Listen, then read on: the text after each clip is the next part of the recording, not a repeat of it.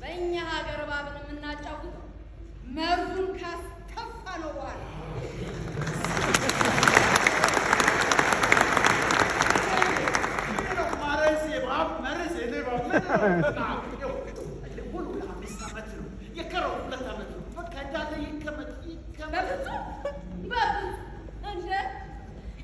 ኢትዮጵያ በጣሊያን ጥብቅነት አይደለም 2 ዓመት 2 ደቂቃ መቆየት አትችልም።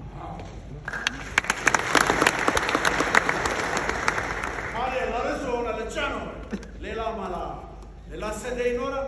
ምን ነው እባክህ ያቅታችኋል ብለህ ግድ የለም እንስማማ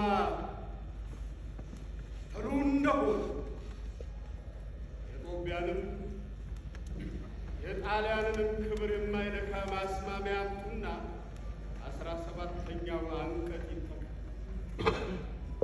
መቼም ተጠብቃችሁ ፍቃዴን አየለም አይሆንም ጥሩ ከሆነ ይሰረስ 17ኛ አንቀጽ መሰረት አይቻልም። ረጋ በል አንተ። የት ያለ ይመስላል ዘንዳ የሚኒሊክ እልፍኝ መሆኑ ዘነጋ። ለመሆኑ ይህ ጩኸት ችሎት በመልእክት ተቆጥሮ 40 ጅራፍ እንደሚያስገርም አታውቅም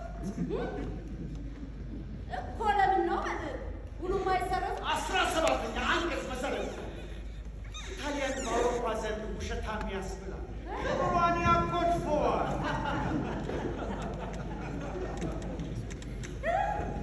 ምና እና የጣሊያንን ክብር ለመጠበቅ የኢትዮጵያ ክብር መሬት ላይ ወይ ግዴ ትዕግስት ለኢትዮጵያ ብቻ ተሰጠው። አንተ ታላቅ ሀገር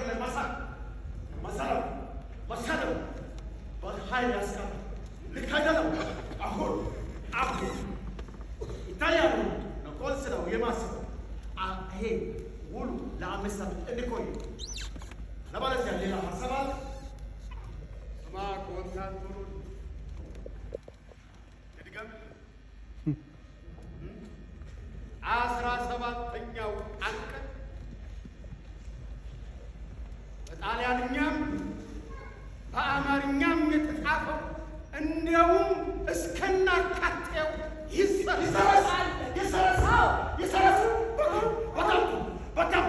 በጣም ከዛሬ በኋላ የኢትዮጵያን የኢጣሊያን ድርድር በቃ አልማለ ኢትዮጵያ ኢጣሊያኑ በኃይል ክብሩን ያስከብራል። ዛሬ በኢትዮጵያ የሚገኝ ሮማ በሙሉ ወደ ሮማ ይበራል። ኢጣሊያኑ በሙሉ ይሄዳል። ኢጣሊያኑ ኃይሉን በክብር ያስከብራል። ጦርነት ያነሳል። ጦርነት